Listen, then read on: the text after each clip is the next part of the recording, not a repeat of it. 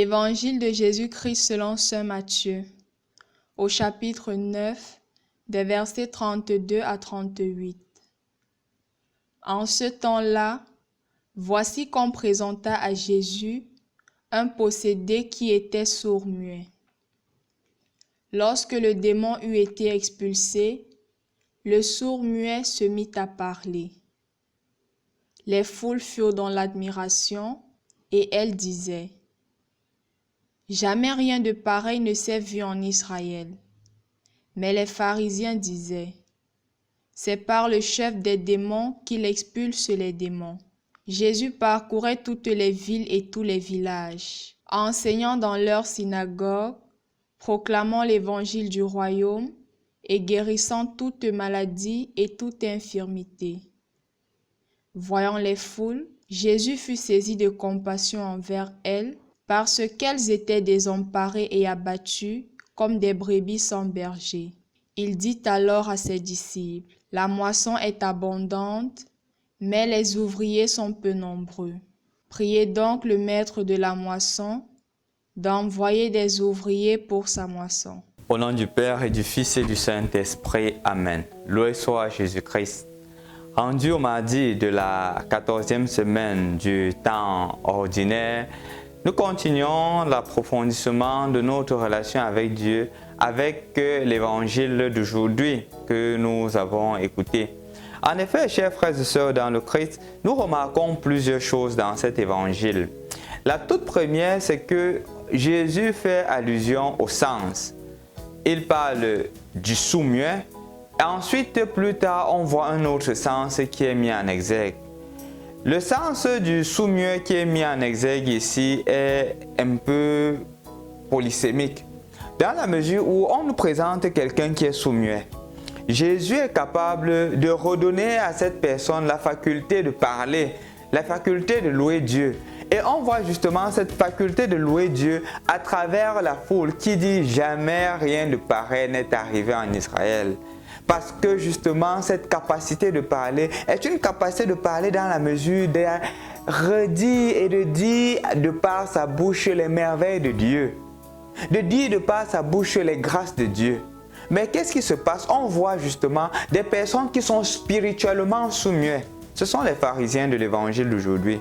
Parce qu'ils ne sont pas capables de redire justement les merveilles de Dieu en disant c'est par Belzéboul, le chef des démons, que Jésus expulse les démons. Être incapable de parler des merveilles de Dieu, on devient un sourd-muet. En effet, c'est seulement quand on est capable de parler des merveilles de Dieu qu'on est capable de voir les merveilles de Dieu.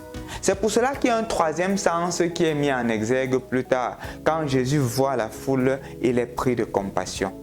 C'est seulement quand je suis capable de parler des merveilles de Dieu que je suis capable de voir dans l'autre celui qui souffre. C'est celui qui est dans le besoin, celui qui s'est égaré du chemin et celui qui voudrait justement que je lui tende la main. C'est cette incapacité que nous avons. Et donc le Seigneur nous invite aujourd'hui à faire bon usage de nos sens, à faire bon usage de ce que nous écoutons. Est-ce que ce que nous écoutons sont des choses qui nous aident à nous rapprocher davantage de Dieu? Et non seulement ce que nous écoutons, ce qui sort de notre bouche sont des choses qui nous aident à nous rapprocher davantage de Dieu. Ou parfois, nous vociférons des paroles, des propos qui sont seulement en vue de détruire, qui sont seulement en vue de créer la division. On peut exercer une parole, on peut exprimer quelque chose par accident et que ça heurte la sensibilité de l'autre. C'est là aussi qu'on fait usage de la bonne parole, dans la capacité de s'expliquer et de demander et de présenter les excuses, de demander pardon pour les manquements ou pour du moins le mauvais usage de la parole que nous avons fait ou que nous avons adressé. Et ainsi, on sera capable de voir la difficulté, la souffrance de l'autre. Et donc, mon frère, ma soeur, je t'invite aujourd'hui à être justement cette foule-là. Cette foule qui est capable de voir les merveilles de Dieu et de dire jamais rien de pareil ne s'est produit. Vois les merveilles de Dieu dans ton lieu de service. Parce que le danger parfois chez nous, c'est un danger, le danger d'être toujours pessimiste.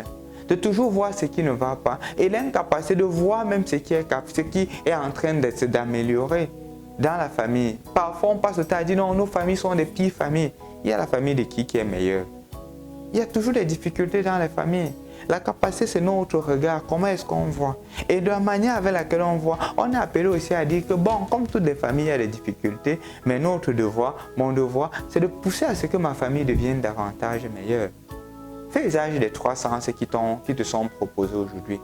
Le sens de l'écoute, la capacité d'écouter les autres, le sens de la parole, la capacité de dire des bonnes choses des autres et le sens de la vue, la capacité de voir les merveilles de Dieu dans tout être humain, même dans les personnes qui te trompent, même dans les personnes qui mal parlent de toi, même dans les personnes qui sont infidèles. Au nom du Père et du Fils et du Saint-Esprit. Amen.